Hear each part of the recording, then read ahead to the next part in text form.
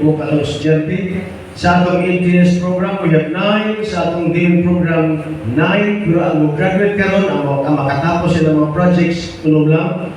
And so, ang atong critical program, last semester, 277 kita kabuok. Karon, we're now more than 300. So, ang ginawa yun sa atong critical program. Mauni ang chapel life sa atong mga estudyante. Mauni ang lahang panahon dito sa pagsimba sa ating chapel hour. Karon, mubuot na atong chapel, kaya super na kita 100 dito. And I pray na unta makatabang po ng atong association diri sa pag-uswag, sa pagpadako, sa pag-improve sa atong chapel o mga classrooms. Mauni ang klase sa panahon nga ang mga mga estudyante sa DIN program, doctorate program, mauni ilang klasihan dito sa atong Falas building.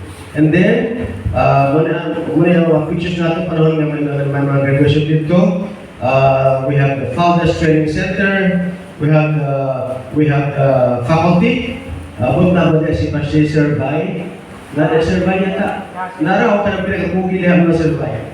Kaya ako nag-lapit ko. Okay, okay na. Laro diha. Ngayon lang tumantok sa Mangagoy. Pinakadako diha mo survey. Dako ba ni? Hawag kayo siya atong consider nga hawag kayo matutundo sa atong theologitas. Pag makalingkod mo sa klase ng survey, paggawas sa klase, mulahi ay paglantaw sa tundutan. It's very good.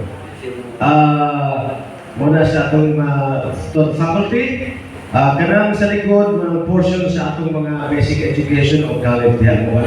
But muna ang linya sa plantada sa atong faculty and staff dito, mga 47 tanan. Muna kadako ang atong ginasulduhan, atong ginaalagaan every month. O kung ano ni kamay ang naong ni Pastor Ogon, tungkol kay nabalo sa pagitag ng suldo ang 47 kabuk na itong faculty and staff. But God is good. Kana, mga graduation dito. And muna sa chapel. Last year, 2 years ago, ang atong graduate na si Dana Jean Natayada is number 7, top 7 sa Timog Pilipinas. So, kung mag-iswira ito inyong mga CE students, theology students, dito, she will be given a good education. Kung top 7 siya sa nalabay teachers board exam. Okay. And then, muna yung classes sa atong DIN program.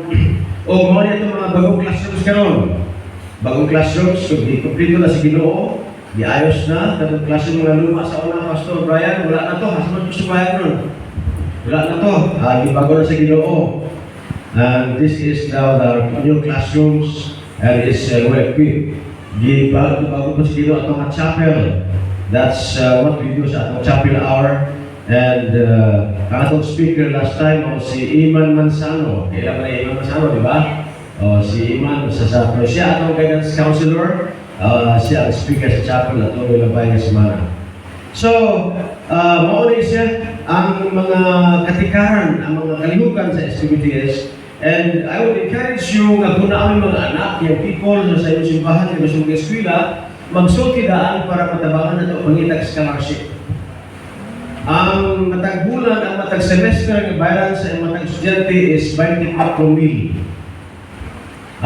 Sa katuig, bali, mahimo siyang 48. So, muna, dapat po, so mga katong tabang din sa atong association building, at tabangan po nato atong mga ipadala dito ng mga estudyante. Kay ang uban dito, say mag-abot dito sa seminaryo, why dala? Apan lang, sinina lang, o sapato, o wala pa sapatos. Mabot dito, sa'yo si Bugtag, di mo gikan, dito may gikan sa Caribbean.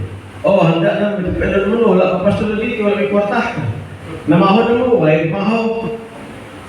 Ana ang mga habit sa ato dito. Natay mga gitawag sa Ginoo mag-eskwela purely by faith review. kung paano sila na-convince Ginoo, we don't know, they have no great stories, and God's been so good. Ang uban, katong sila, katong duha gikan sa kamigin, mag-graduate tayo na. Duha na, mag-graduate sa pastor, isa sa Buanga, duha sa kamigin and others. But this year, we'll have about 24 who graduate sa atong Bachelor of Arts in Theology.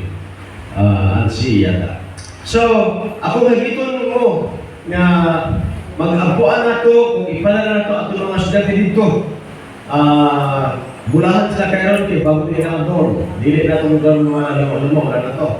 God is so good. So, salamat. Kaya kung na may question, naadiha sa inyong brochure ang mga details sa atong program sa diha. So, hagito na po yung mga young people, kamo, padaran ito atong mga young people. Atong, kaya diha, mga founders sa Lihim, pwede na pastor, padaran ito na lang, pastor, wala na ito. Sige lang, okay. So,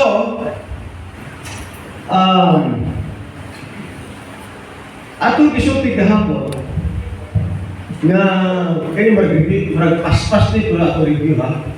Kaya gahapon natinta mo sa among pagplano na katong in English na ito ibutang sa Bisaya aron nga why lamang ang uban. Pero tungod sa pag-translate nato sa Bisaya na ay mabutang ang tawag nato. Pero maghimot na gamay review. So, atong isulti kahapon that ang administration is based on the assumption